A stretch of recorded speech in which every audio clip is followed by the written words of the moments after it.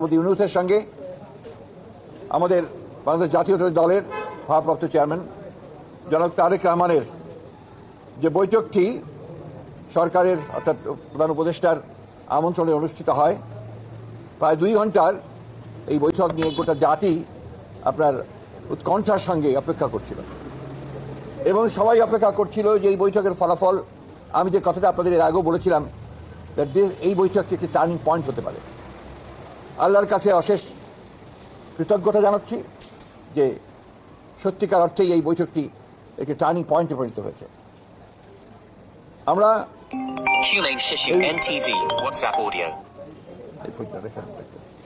আমরা লক্ষ্য করলাম যে বৈঠকটির পরেই একটা যৌথ আপনার প্রেস রিলিজ দেওয়া হয়েছে, ইশতেহার বলবো, একটা যৌথ ঘোষণা দেওয়া হয়েছে। যে ঘোষণাতে খুব পরিষ্কার করে বলা হয়েছে যে আমাদের 2 নেতার বৈঠকটি ছিল অত্যন্ত সৌহার্দ্যপূর্ণ এবং অত্যন্ত একটা সুন্দর পরিবেশে বৈঠকটি অনুষ্ঠিত হয়।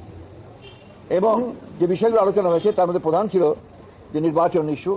সেই নির্বাচন ইস্যুতে জনাব তারেক রহমানের যে প্রস্তাব, যে নির্বাচন যে ঘোষণা করা হয়েছে আপনার এপ্রিলে, যেটা প্রধান উপদেষ্টা ঘোষণা করেছেন, সেটা উপযুক্ত সময় নয় বিধায় তাকে পিছিয়ে নিয়ে আসা।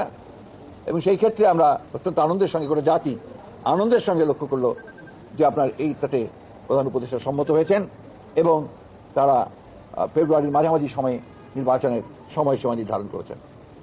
আমি বলবো যে জনাব তারেক রহমান সাহেব আবার প্রমাণ করলেন যে তিনি বাংলাদেশের এই রাজনৈতিক যে দলগুলো রয়েছে সেই দলগুলোর নেতৃত্ব যারা দিচ্ছেন, তাই সেই নেতৃত্ব যারা দিচ্ছেন তাদের মধ্যে নিঃসন্দেহে রাষ্ট্রনায়কোচিত যে গুণগুলো তার মধ্যে রয়েছে সেই গুণ তিনি প্রমাণ করেছেন।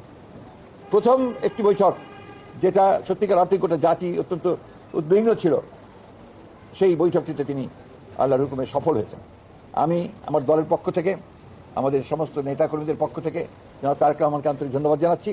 সেই সঙ্গে আন্তরিক কৃতজ্ঞতা জানাচ্ছি প্রধান উপদেষ্টা প্রফেসর ডক্টর মোহাম্মদ ইউনূসকে, যে তিনি অত্যন্ত বিচক্ষণতার সঙ্গে এই সভাটিতে জনাব তারেক রহমানকে আমন্ত্রণ জানিয়ে একটা যে স্টেলমেট ছিল, একটা যে আপনার সবকিছু অনিশ্চিত অবস্থায় চলে গিয়েছিল, সেই অবস্থাকে কাটিয়ে তিনি জাতিকে এই 2 নেতা আবার সামনের দিকে আশা নিয়ে এগিয়ে যাওয়ার স্বপ্ন দেখিয়েছেন।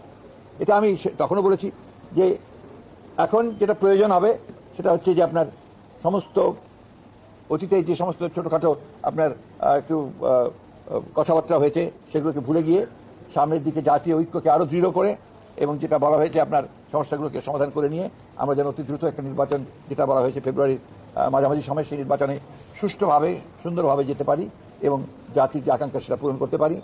এবং এই 15 বছরের ফ্যাসিস্টদের যে ধ্বংসস্তূপের মধ্যে যে স্ট্রাকচার, যে কাঠামো, সেই কাঠামোকে নতুন করে গণতান্ত্রিক কাঠামোতে আমরা রূপান্তরিত করতে পারি। এই বিষয়টা সবচেয়ে গুরুত্বপূর্ণ যে আমরা প্রায় 15 বছর পরে একটা গণতন্ত্রে উত্তরণের একটা আমরা সুযোগ পাচ্ছি।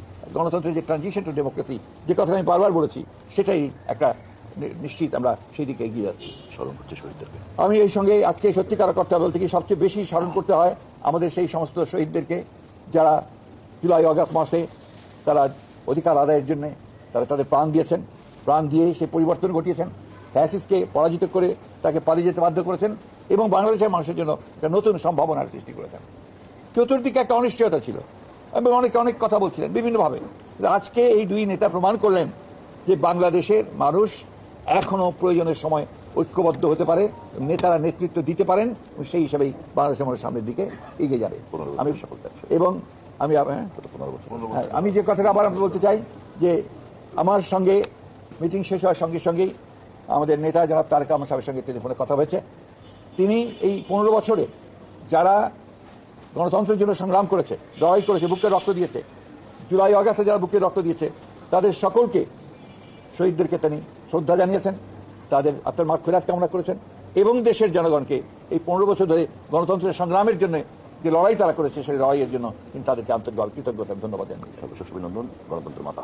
সবচেয়ে আমাদের অভিনন্দন তিনি জানিয়েছেন আমাদের নেতাকর্মী যারা এই দীর্ঘ 15 বছর ধরে আপনার লড়াই করেছে, সংগ্রাম করেছে, নির্যাতন সহ্য করেছে, প্রাণ দিয়েছে বিএনপির, তাদেরকেও তিনি আন্তরিকভাবে ধন্যবাদ শুভেচ্ছা জানিয়েছেন। একই সঙ্গে তিনি অত্যন্ত বিনয়ের সঙ্গে, শ্রদ্ধার সঙ্গে তিনি তার মাতা এবং আমাদের গণতন্ত্রের মাতা, আমাদের দলের চেয়ারপারসন দেশনেত্রী বেগম খালেদা জিয়াকে তার কৃতজ্ঞতা জানিয়েছেন, শ্রদ্ধা জানিয়েছেন যে তাকে সঠিকভাবে তিনি দিক নির্দেশনা দিয়েছেন, দিক নির্দেশনা দিয়েছেন।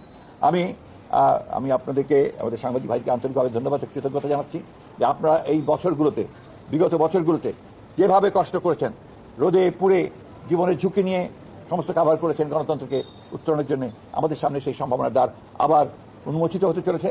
আসুন আমরা আবার সবাই মিলে এই সম্ভাবনাকে সামনের দিকে এগিয়ে নিয়ে যাই।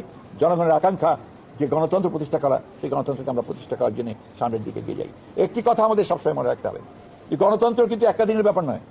গণতন্ত্র হচ্ছে একটা চর্চার বিষয়, এটা একটা কালচার। সেই কালচারটা আমাদের মধ্যে গড়ে তুলতে হবে। সারাক্ষণ একে অপরকে বকাবকি, গালিগালাজ, আপনার সোশ্যাল মিডিয়াতে বকাবকি, অমুকখানে বকাবকি না করে আসুন আমরা সবাই একসাথে একযোগে জাতীয় ঐক্য সৃষ্টি করে আমরা দেশকে পুনর্গঠনের জন্য, নতুন বাংলাদেশ গঠন করবার জন্য এগিয়ে যাই। আমাদের শহীদ প্রেসিডেন্ট জিয়া রহমানের স্বপ্ন, আমাদের নেত্রী দেশনেত্রী এবং খালেদা জিয়ার স্বপ্ন, আমাদের নেতা তারেক রহমানের স্বপ্নকে বাস্তবায়িত করার জন্য, আর আমাদের যে সমস্ত শহীদরা প্রাণ দিয়েছেন তাদের স্বপ্নকে বাস্তবায়িত করার জন্য। আপনাদের সকলকে ধন্যবাদ। নির্বাচনের সময় বাদে জুলাই ঘোষণাপত্র বা সংস্কার এই সাথে এটা তো আপনার অলরেডি বোধহয় আপনার এসেছে, চৌথ ঘোষণা এটা এসেছে, এটা হয়ে যাবে। এইসব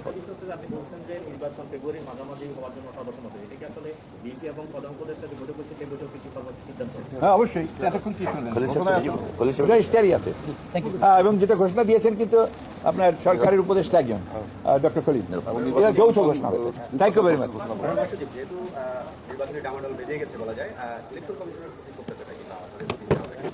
আমি বুঝিনি আপনার প্রশ্ন। আজকে এই মুহূর্তের অন্য কোনো প্রশ্ন দরকার নাই। নির্বাচন কমিশন টমিশন সব ঠিকঠাক মতো চলবে। ধন্যবাদ।